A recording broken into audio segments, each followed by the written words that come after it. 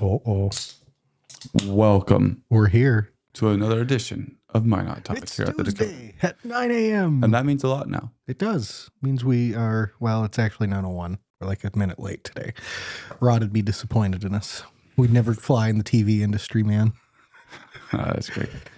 That's a deep cut joke if you get that shout out. Yeah. Old jokes don't die. Never. Never with me, man. I swear. Right. So how you been? How was the weekend? A little rainy last night. It's been nonstop rain, I'm pretty sure. I know. Big news, though, going on in the U.S. right now is the World Cup. Yeah. And I guess there's this deal where the world is finding out that America has real stadiums. Yes. Yeah. And America's like awesome, too. Yeah, they have ranch. Yes. I love we ranch. have ranch. It's pretty fantastic when, not TSA, but one of the deals there sends out a notice about ranch. I saw a picture of I think it was a TSA overhaul bin where they had to confiscate. It's normally the liquid containers right, that are too, but it's literally just a box full of Hidden Valley ranch. Which is sad because there's good ranch and Hidden Valley is not that. There's definitely worse ranch than Hidden Valley. Yeah, but when you're talking about Hidden Valley is the baseline. It is yeah. If you need it, it's there for you. It's not terrible, but boy, if you're gonna get some chicken nuggets or there's chicken tendies, let's not go for Hidden Valley with that. Yeah, I'd rather go get me a nice solid buttermilk ranch, but I would rather go to Slim Chickens. They have a good ranch, yeah. Ranch or their cayenne ranch. You ever, speaking of, since we're on the ranch discussion, you ever been to Cashwise and had their prepackaged ranch dip that they have? No. It's fantastic. It's in their deli section. They make it probably. Yeah. They make it in-house and it's very good. Would this recommend. Is where you get the good ranch at. Yes. And they're going back with Hidden Valley Ranch and they're still amazed. And they still love it. Just don't show them the Kraft Ranch. Yeah. There's a couple that aren't very good, but that's right. This is the big news. It is. We have a bunch of other stuff we're going to talk about. We'll talk about Medora, Trump showing up. Prioject Bee had a big update with that. We've got a lot of stuff we're going to talk about, but I like where we started here with the World Cup and ranch, at least on a general sense. Yes. USA is doing all right. Yeah, I don't care about soccer. I am not a guy that likes. Well, maybe after this year I will. I care about every 4 years. I will pay attention remotely at the World Cup, and we're hosting this year, so that's awesome. But the really, really cool thing is just the outpouring of on social media that you're seeing from people from Europe coming to the U.S. and being this place is amazing. All right. So I want to talk more about that, but about World Cup, because my understanding, because I know nothing about soccer. Yeah. I hope you do. I don't. I hope you know these storylines. Football. The only reason why we are decent in the World Cup this year is because of a British player. I know a little bit about this. Right? Yeah, it was a super weird niche thing. His parents were from the UK. They were in the US. They were going to fly home. They got told by TSA or whomever it was, no, you can't fly. You're too pregnant. You have to stay here. Had the baby in America. And then went home. Yep. And then he could choose where he wanted to play. And he chose the U.S. Yep. Okay, that's crazy, right? But then there's something else. And I haven't verified this, but I've seen some... What do you got? Information about this. That supposedly there is a chance that the U.S. and the U.K. play each other on July 4th. That would be epic. Hold on. You're going to verify this? I'll look that up. Yep. And supposedly, it gets even more epic that one of the locations that they could play each other at, guess. Where? New York, Boston, Philadelphia. Okay, that was that area. Yes, exactly. I don't know if that's true or not. Kyler, our I am seeing statistician, is looking these things up. It looks unlikely that it will happen. Is it possible? I didn't say that was likely. I said, is it possible? Why July 4th U.S.-England World Cup matchup can't happen. So the games feed into Philadelphia on July 4th match. There we go. That part's right. Yep. There are teams advancing from groups A through I, but not group L where England's at. Okay. So they could still play, but probably just not on July 4th in Philadelphia. They'd have to get out of that first bracket kind of thing. Yeah. But still, Awesome concept there. I'd love to see him go. I'd love to see the U.S. do something. And that was like a week ago. Yeah. And everything changes. Yeah. So who knows if something made it where somebody didn't win a game. Actually get into the knockout round side of it and whatnot. Yeah. But still crazy, bro. I just think it's awesome seeing, like, because America gets a fair bit of bad press, a lot of it for fair reason. But terrible at soccer. I just love the outpouring of support for American culture that you've seen over the last couple of weeks. America's not as bad as everyone makes out. No, I love seeing like the British people go to the gun range and just start blasting. That's wicked cool. That is. Yeah, I mean, just in general, like if any person went to anywhere in the world and just truly tried to enjoy the culture, it's probably not as bad as what the media made it out to be. 100%. We see it right here in Minot. Yeah, we get a bad rap across the state sometimes for whatever reason, but you come here and you have fun. And this past weekend we just past weekend we just had the Midsummer Festival, which was always a great time. Yeah, we have a ton going on. Minot Fair's like a month away already, which is crazy. I can't believe we're almost there. And well, we are making some news again though. Fantastic, man. Yeah, we do enjoy being in the news, but yeah, just go. The message of the day is probably not this, but the starting message. Go and enjoy life. Exactly. Enjoy where you're at. Exactly. It's probably not as bad as people say. It's never that bad. Yeah. Take a moment, enjoy what you're doing, live for that moment, and just go with it sometimes. Be present. Exactly. Yep. Good stuff. You know what we didn't do? What didn't we do? Did we never did. Something? Yeah, we did. Last week we forgot to do our Father's Day joke. Like, oh gosh, that's right. You want to start? You got one lined up? Well, I always got one in my back pocket. What I did is I was hanging out with some friends on Friday night, and I went and I used ChatGPT. You got the AI father's jokes? Yeah, dad jokes. I wanted original ones.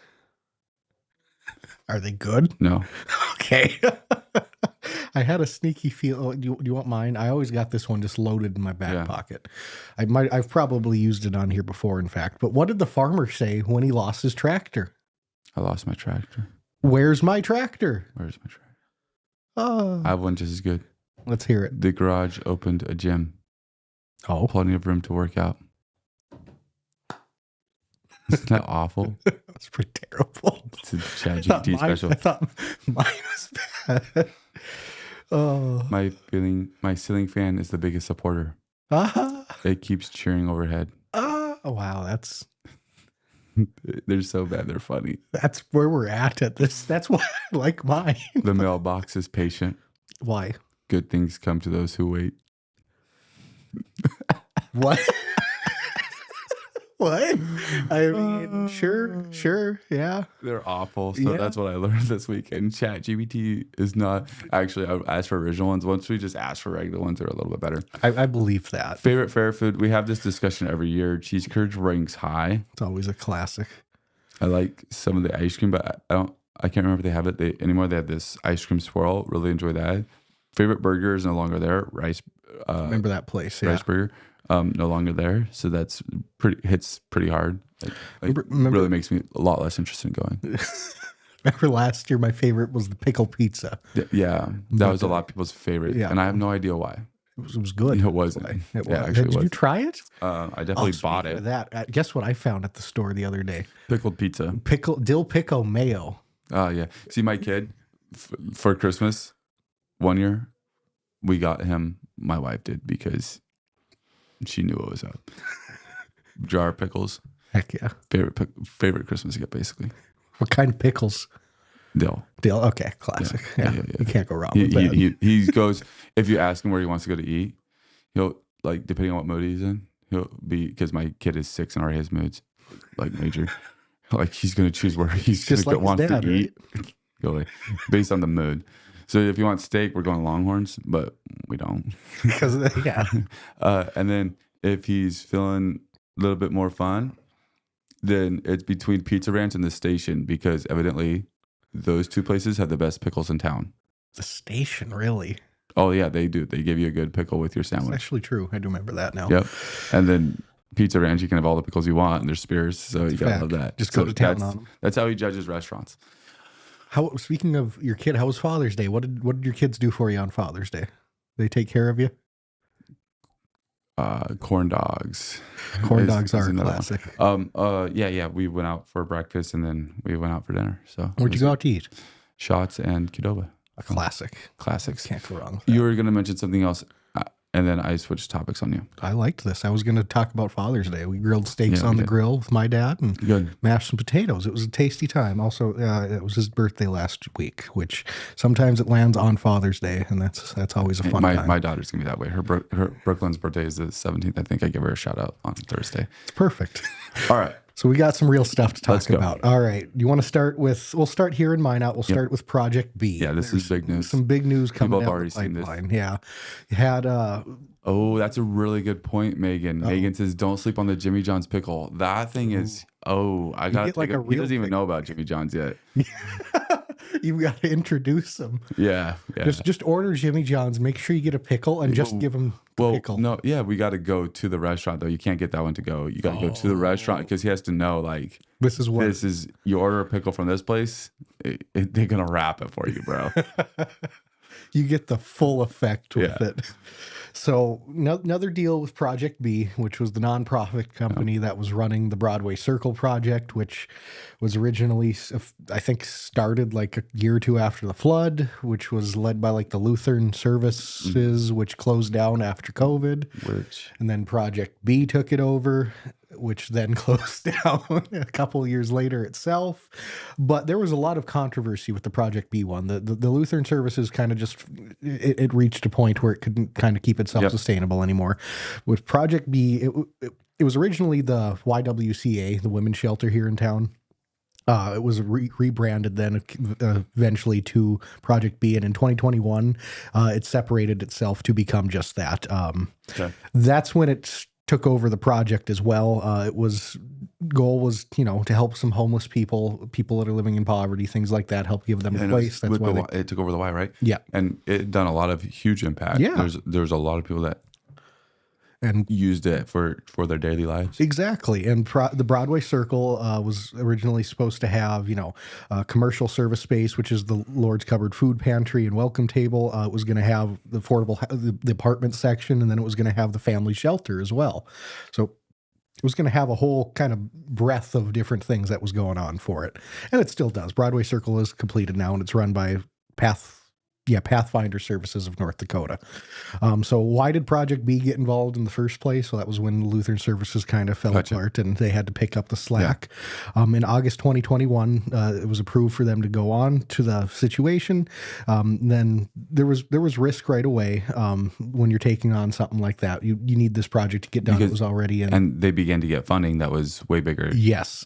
From the state federal. Yes. And from the city. The city helped fund it as well. For it. Yeah. But that federal funding was a lot of money that was coming off of like the COVID relief packages and just trying to help things rebuild and get back to normal. So in 2022, the city was still working with Prioject Bee to move both the 17-unit housing project and the family shelter forward, but we're still waiting on the pre-construction steps that were tied to Prioject Bee's funding strategy. So it was almost a year later, and they still hadn't really gotten all their funding settled yet. And then December of 2023, everything kind of shut down and everything blew up at that point. They closed down very abruptly. Reporting said that, people were seeking shelter, had no Prioject Bee to go to for quite a while. There wasn't like a shelter in town for a minute there. Like this was falling out. People didn't know where to get diapers. Like there was no place to get diapers for some that needed it. This fallout was still happening when we first started kind of doing this, is when this fallout was just kind of ending itself at that point. The city then took it over in February 2024. Harold Stewart, old city manager at the time, said we needed to complete the project to avoid more cost increases and to protect the city's credibility with the federal government, because they had already given quite a bit of money to that. So fast forward, it eventually gets done, but now a lot of questions were going on about what happened with Prioject Bee. Right. And we finally yesterday had it come out that the former director, pled guilty to a federal program theft that she embezzled some $62,000 in Project Bee funds that were awarded through HUD funds during that 2023 period. Yeah, 62,000. But this is, and some of this information is actually sourced from a friend of the show, Megan and Peg. Shout out. Yep. The county has an open judgment against Project B for $1.3 million still. Sure. So that's what's been the interesting deal about this is, or 1.3 minus 180,000 as a partial settlement after Project B took over ownership of the parking lot across the street. So, but there's a plea of guilty to just under 62,000, and there's a ton more money that went missing. Yeah. Like, what about the other $1 million, pretty much, effectively? Yeah. And that's what's going to kind of, I assume something's going to have to come of that eventually. But with this guilty plea, I don't know how much investigation is going to end up going into it now. So much more is probably just going to lead to sentencing and at this point, which it sounds like they're trying to make it reduced and fair. I don't know if that's our place. Which is actually an interesting discussion based off the conversations we had with the Ward County State's attorney candidates and how they go about charging and all that, because it's it does them no good if they lose. So they're going for cases that are in whatever percentage of success. Sometimes it is easy. I don't know. I mean, it is easier. That's the frustrating part. Yes. It is, and with the resources that they're able to allocate. But I mean, we're talking about $1.3 million or whatever that is. It's a ton of money that went missing. Yeah, and the 60 and no accountability at all throughout the entire process. Completely disappeared. It was the most crazy thing ever. Yeah, there was never a statement. There was rumors. There was a lot of rumors that flew around. There still are to this day. And so, of that 62,000 that has been accounted for and pled guilty to, 55,199 was used on the Project B debit card for childcare, pet supplies, and some other personal expenses, with another almost $6,000 that was used by Project B operating account used for personal rent at that time. So it's crazy. Definitely some not great spending usage of that, but also, and great clarification is the investigation is done. Like, that's what the 62,000 is, what is proven. Yeah. There's not going to be anything more that's proved. And a lot of that is because of that guilty plea too. There's not going to be because both sides agreed to it though. Exactly. So it's sad. It is. It's a little disappointing. And also, so the maximum sentence for this is up to 10 years in prison and a $250,000 fine. It sounds like, I believe from the articles I was reading, they're gonna try to shoot for probation and maybe even no fine, or maybe a restitutional kind of thing where they get paid back what was lost, kind of deal. Restitution would be messy. It better have some high interest. Exactly, but that's going to be the interesting thing, is kind of see how the first hearing is scheduled for September 23rd of this year. So I've said this before. I believe I've said it on air. If not, I've said it for sure in personal conversations with people about this. If you're on a board, you better go and understand what it means to be a board member. It is not simply approving whatever an executive director wants. It is going and making sure that company, that nonprofit, has the integrity that it says it does. And there better be transparency in the financials. There better be, and it's awkward conversations, because typically when you're on those boards, everyone's kind of friends and there's this whatever. And it's very casual, of course you're going to trust. No, there needs to be a level of respect that you have for everybody in that room, because in my opinion, and this is tough and hard or whatever, but when stuff like this falls out, the board members should be, I'm not saying that monetarily responsible or anything like that, but there should be some responsibility that is left on the board members as well. Yeah. It's a guilt by association kind of thing. Yeah, but you part of your job, part of the reason you're on that board is guilt by association, but part of the reason you're on that board is to make sure stuff like that doesn't happen. Exactly. In theory, the board is supposed to be that level of accountability. Yeah, the board should be finding out, and it's happened in other organizations where the board's like, hey, something's not right here. They did their job. That was effectively, if I'm not mistaken, that's what happened with the Pheasants for the Future. Or was it the Surf Valley Bowman? One of those two. A little bit of both. Where the board actually is what kind of alerted the situation. Right. So I don't but all those came on the heels of this, where people were like, okay, wait, we need to do our job. And then all of a sudden, that's what it felt like. I don't know what actually happened. That's a really good point. Like over the last year or so, there's been a lot of things that have popped up with nonprofits. I mean, just nationwide, frankly, but we've seen a couple very prominent ones here locally. But where this all really started was with Project Bee 3 years ago. It did. And that was so much of the fault. And you got to go back to COVID then too, because so much of that money came from the COVID relief packages, where the federal government and for Project B, but the other organizations. No. Yeah, this is more of a national kind of thing, I guess, where I'm going with this one, and why it allowed for something Project B specifically to happen, because the other ones, like you said, it was private kind of stuff more so. So Project B and with the federal, and this might be a little harsh and a little blunt and oversimplifying, but like, the federal government was pretty much just throwing money at people to try to get them to reinvigorate the economy when nothing was happening for a year and a half at that point in time. Yeah. And because of that, you had so much getting thrown out there that it's hard to keep track of all of that and have a sense of accountability for every single thing, because it was fairly easy to apply for those things. Yeah. If you operated any kind of business, you could apply for something at that point in time, whether it be something for your employee relief packages or up to something along these lines. And I just think that has led to, at least in this specifically, and I'm sure other things nationwide too, that lack of accountability, the sheer volume of it has led to things like this being able to happen. Yeah, it's crazy for sure. Glad I guess in my mind, I am glad that there's a resolution that's come, but yeah, definitely disappointed with how that resolution worked. Yeah, I don't disagree. I'm glad that something did come of it and there was an admission of guilt and we can at least have a little bit of closure, but there's still 1.2 million reasons why there should be a question in the air still. For sure. But we're here. We have a settlement, I guess, and we'll find out more or a plea deal. We'll find out more in September. We have a plea. Yeah. Very good. Now, so do you want to... we'll stick, I guess. We have another big thing coming up in the state now, which is going to be next week. I don't know if you've heard. I might have mentioned it at one point on the show. There's a thing called there's a place called Medora in North Dakota, first off. Pretty cool place down southwest. Yes. Teddy Roosevelt Library, Presidential Library, is going to be opening next week. And now we have a new announcement. It sounds like President Trump is going to be there on July 1st. Some are excited about this. Some are frustrated. A lot of controversy coming with that, because originally it was everything was set for July 4th opening that Saturday with, I believe Vice President J.D. Vance was going to be in attendance and a lot of other people.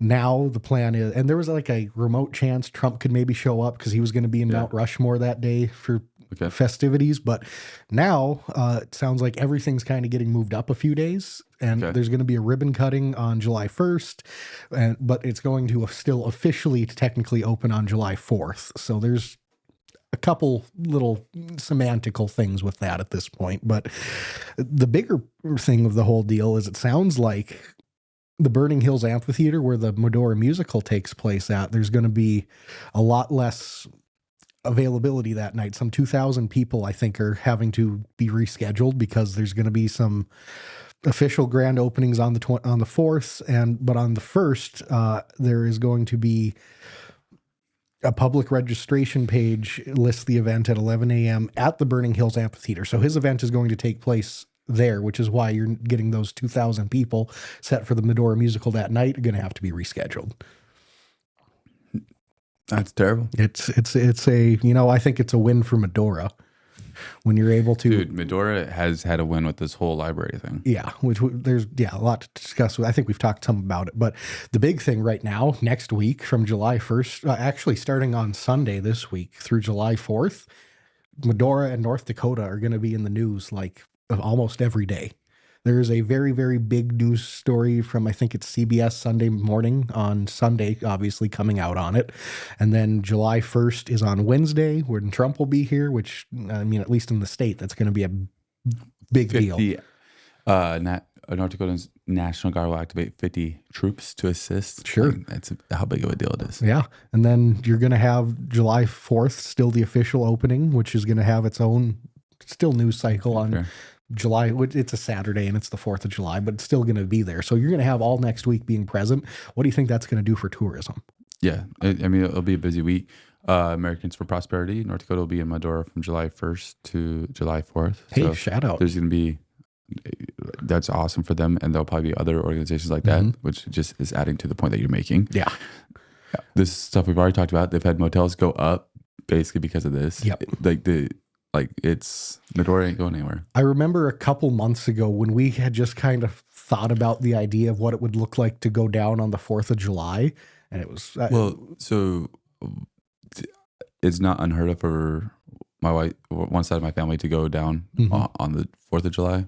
And so I'd been kind of tracking, and it's been, months that it's been booked out. Yeah. Like, even as the media side of this, I don't even know if it was worth trying to get into that ordeal. Now on the 1st, no chance. No chance. And I wouldn't even want to. Exactly. But yeah, it's crazy. That place is going to be packed, Yep. it's already miserable. So I can only imagine how much more it will be. I'm excited to see what their 1,776 drones will arrive in Medora over the next 2 months to ensure the opening. I was just going to say, I wonder what because they're going to have a big show with it too, a big drone show. I wonder what that's going to end up looking like, because those are always kind of neat. And especially with that backdrop, if they have it like at the Burning Hills Amphitheater, I think that'll be really cool. 'Cause that's my favorite. I think that's like the coolest venue in North Dakota. In North Dakota. It's effectively our version of like Red Rocks. Okay. I mean, it's a heck of a lot smaller. We don't get the kind of crowds that Red Rocks gets by any means, but I think of it on that same kind of. Has our Medora sign there? Exactly. Should be North Dakota. That'd be interesting. Why didn't they do that, I wonder? Because it's Medora. That's interesting, though. Yeah, big story. Go to Medora next weekend. Enjoy it. Yeah. Make sure you good luck. Segue. Yeah, I was going to say good luck getting west of Dickinson next weekend. The traffic is already awful. Exactly. It's impossible to find parking spots in Medora during the summer. It is. You're not wrong. It's not possible, but it's very hard. I remember the last time we were there and we camped, there was a few of us that had went, and we just ended up leaving our cars like at our campsite, and then just took one person's in and just packed in pretty much and dealt with it at that point. Right. It's the move. It did good really, stuff. Gotta love Medora. Big shout out there. Another interesting thing, though, a little bit more locally now. This is a story that I kind of found just today, actually, on the Minot Daily News. There was it's more election fallout from some very tight races that were held. He likes this one. I do. Last week, or on the primary date on June 9th, 2 weeks ago now, jeepers. Surrey had a park board position open. There were 2 openings. One person was running, and then the other position, there was no one running for it. So they had a total of 57 write-in votes come in. Of those 57, there was a top vote getter who is Jonathan Yarian. You know how many votes he got? Yeah. Well, yeah, you do. Actually, I told you. He got 4 votes at home, folks. So of the 57 write-in ballots, one person came away with 4 votes. And there's going to have to be a recount now to double check and confirm everything. But the board, if he declines, the board can appoint, I believe, to fill that vacancy at that point. But the interesting thing after that is there was 5 people that received 3 votes apiece. Gotcha. Brenda Quist, Kristen Kitchens, Adam Dickinson, Steve Johnson, and Jessica Aho, who are, if you know Surrey, a few of those are some longtime Surrey people there. So that's really interesting little concept. So there. is there a recount going on? They counted it right first, and now that they found and technically declared a winner, they have to recount to verify now. Okay, gotcha. And after that, I think he will be offered it, and if he declines, then the board can effectively appoint someone at that stage. Yeah, and interesting. So that there was also a city council seat in Surrey that was decided by write-in during the election too. Tiffany Wheeler received 42 votes, who joined Brady Morgan and Tammy Heinsack as the top vote getters for the 3 open seats. Those 2 were both on the ballot, and they were both also incumbents. Or excuse me, Morgan and Wheeler were incumbents, So very interesting thing there. And you had Berthold Mayor Steve Eibach won re-election with 15 write-in votes, which is a few more write-in votes than he was elected by 4 years ago. So really interesting thing, some small town politics going on where you just shows that if you do want to get into these things, you have every opportunity to do so. And you live in a smaller place. Minot, obviously a little bit more difficult to... Clearly. I found this out, but Terrible. It's a joke that'll never go away. It won't until I'll have to live with it at least for a couple of years. At least to the next election cycle. Exactly. Don't be Kyler. Pretty much. Make sure you get your signatures in. Don't get too few. Yeah, you got to get enough. But really, really cool little side thing there that I saw come out. Yeah, it is. It is. Heck yeah, man. What you got going on? We've come to the end. I know, so right? soon. I know. This is the summer thing right now. There's not a ton going on. It's in between periods of election cycles. We don't have Dunseith. What is going on is a 60-second break, and then we're going to end with some epic stuff. I love it. We'll be right back. In the demanding world of oil and gas, precision, safety, and efficiency are non-negotiable. Unmanned operator drone services revolutionizes how you monitor, inspect, and manage your operations. With cutting-edge technology and expert operators, we deliver real-time data, detailed reports, and actionable insights for our valuable clients. Why risk the safety of your team or waste precious time? Our drones access even the most challenging areas with ease, reducing downtime and enhancing safety across your sites. We take the guesswork out of your projects by offering LiDAR, mapping, and inspection services so that your projects stay safe, on budget, and on time. Unmanned operator drone services, where technology meets safety, precision, and efficiency. Contact us today to elevate your operations. Yes, pun intended. While some people are intending puns, we're out here talking business. All right. So one of the things that we love to talk about is city council. And so we teased this a little bit going into that commercial. Yeah. And so we've been talking a little bit about it as it's lit up. But now this is kind of like, it's time to get down to business. Things are happening. Yep. This coming Monday, right? Yes. July 6th. It'll be maybe a week, 2 weeks still. Yeah. Yeah. July 6th is the next city council meeting. Next city council. It's not this coming Monday. It's the week after. Yeah. There's going to be a city council meeting with all of the newly elected. The reorganization begins. The board. What do you have any expectation for that one? Day one, not especially a ton. Yeah, I think just the learning day. Yeah, it's just going through the motions at that point. And what we're going to be doing those, we'll be having for sure after that one, there'll be one of the new members invited on. Yep. And maybe even next Tuesday in preparation for it. Yeah. As lead up comes for it. Yeah. Well, I will definitely have someone on next Tuesday. I'll be reaching out to a few people. If we can't get one of the new people on, maybe we'll try to get one of the exiting council members on, something along those lines. But quick on-air production meeting right there. But do expect to have some guests on, and I really look forward to seeing what the reorganization looks like come July 6th. I think that we're going to have a very different feel to the council coming forward with that. And one side note that I kind of put forward to you over text, I think a day or two after the election, that I think we should kind of touch base on a little bit. And what kind of influence does the Minot Fire Department Union have?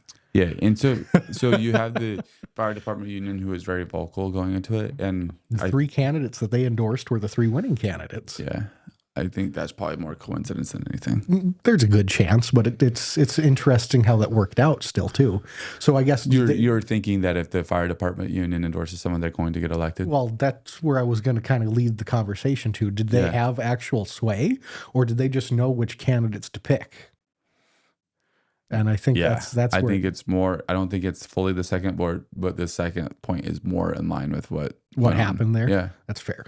So I guess then, and this is much more broader question too. This isn't anything directed at the fire department. When you have these kinds of endorsements that you'll see kind of come into the deal sometimes, do we think that should or will have any sway over the people that got elected based on those endorsements, or is it pretty much free game because you're on now?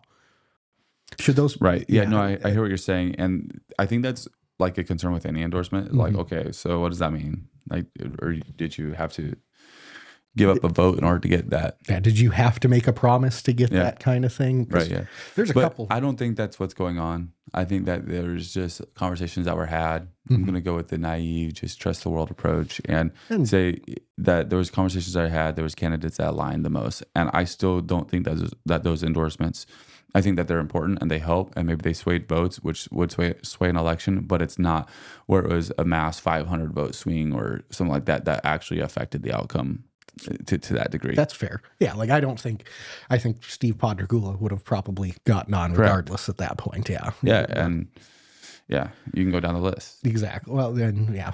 John McMartin. Probably same thing would have gotten on. And so it was really who's number 3. It was Eric at that point. And Eric was the one that they endorsed and won, but that was a toss-up. Exactly. It could have easily been Joan. Yeah, that was what, 50, 60 vote difference right there. So maybe they influenced 50 to 60 votes, but that'd be about it. Yeah, so there's a possibility it could have had a little sway there, but regardless, I don't think that there was any kind of issues with the fire department union coming in with that. But I want to make that clear. Yep. One other thing with that same kind of situation too, though, I do think it's interesting how, and I think we talked about this earlier, but the Minot's fire department, at least based on North Dakota numbers, is fairly low paid comparatively. Yeah. So I wonder how that's going to be approached in the next budget cycle or two. Are you going to try to see some? There's no way it's being approached this budget cycle. No way? I mean, there's a way, but I think you could, I think there's a chance you could see one of the 3 new ones try to make a push. I'm not saying anything would happen with that, but I think you could see something possibly come up from it. Yeah. And I'm not even saying, like, I don't know if it's feasible right now, but but I'm saying that it's not going to get approved. Yeah. I think that's probably, I would agree with that. Mm-hmm. I just don't think you can make that happen right now. Yep. And if there's too strong of a push, I think somebody is messing with their future. Yeah. Right now, because if you're going to increase the property tax to $24 million, if that's what happens, then there's going to be a lot of people that are riled up for better or for worse. I understand you can have the conversation of whether it should be and all that. The fact of the matter is there's going to be a certain amount of people. Exactly. And probably a lot of them that are going to be a little bit riled up. Yeah, no, you're going to see that happen. And I mean, pretty much either way, you're going to see something like that happen from this next budget cycle or two. Yeah, but when people have to pay more on property taxes, you're going to see the loudest voices come to the surface. That's how it works. 100%. And I think everyone's aware of that. Yeah, no. I don't think that's a hot take even. No, that's not. And because we've been seeing it for the last 4 or 5 years at this point. And that's a consistent thing. But do you have anything else on the future of council? No. We have one other thing I think we've got to discuss a little bit right now. And in the comments there, 15th anniversary of the 2011 Mouse River flood. Almost to the day right now. We are 15 years removed. It's crazy that it has come 15 years and it has been so far. We have come so far, and yet we have a long ways to go. We have 15 years ago, I believe. Do you remember the day of the flood? I remember that my brother made it on either front page or in the newspaper, driving out of Tierra de Vallejo in his Dodge Durango through the water as it began to go over the road, kind of seep into the road and all that fun stuff. I was at my mom's, who lived out in the country at the time. I don't even think that was the flood yet. I think that was something. That was like the prior one? That was back up, like water began to back up in systems, so then it began to go into roads or whatever. Fair. I remember being at my mom's out in the country, and my dad, who lived in town at his house, I remember calling me up and telling me that the sirens were going off and it was happening. And of course, it was like a little dreary day out because it had been raining so much that year. Yeah. And it started, and then the water overtook and see, that's the one thing. Like, you talk about major floods that have happened. A lot of times you see levees fail and dams break, things along those natures. And I'm sure it probably happened somewhere, but yeah. And Hurricane Katrina is where I wanted to mention, which is obviously a vastly larger scale than what we had to experience. But the interesting thing is that largely New Orleans survived the hurricane itself. It wasn't the hurricane that caused the flooding. Right. It was the levees failing. Yeah. And a lot of them were earthen levees too, that effectively blew out from the pressure not being deep enough. And that's where you saw so much of the flooding happen from them. Well, it was almost an inverse situation that was happening with Minot, because none of our levees failed, but because of their integrity, it kept the water in for so much longer too. Yeah. It was like 6 weeks before we could finally get all the way back into homes at that point, which North Dakota summer humid heat for 6 weeks. Dude, it was awful. Everybody knows it was awful. It was just a rotted out mess that you were coming back to. And everyone had their basement full of water.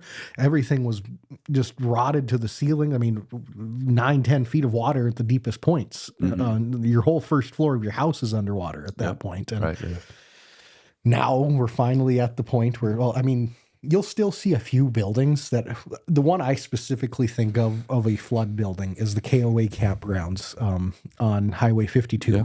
That is the big one that I think of, that there's still a fully flooded out building remaining. I don't know if there's really anything in town. There's probably one or two. Yeah. But there's not generally in town. Most stuff has been replaced at this point. Yeah. Torn down, rebuilt, whatever it might be. And the biggest remnants you're going to see now is just open space. Right. Yeah. Yeah, man.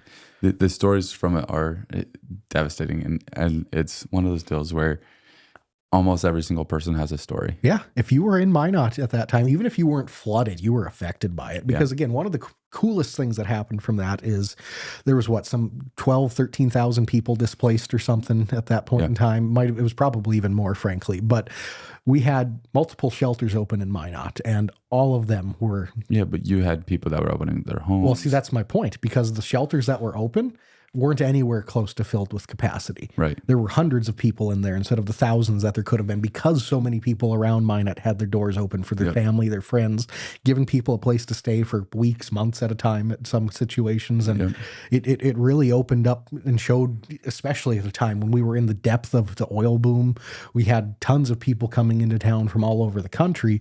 At the point then, we don't have anywhere to stay. There's no hotel rooms available. Now the city's flooding, so we have tens of thousands of people that are displaced.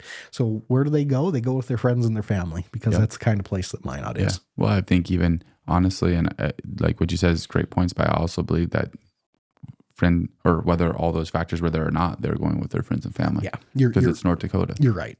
You're not wrong. People. I mean, our church building, as probably many other churches, our gym had people stuffing it for weeks. Yeah. You know, because where else were they going to take it?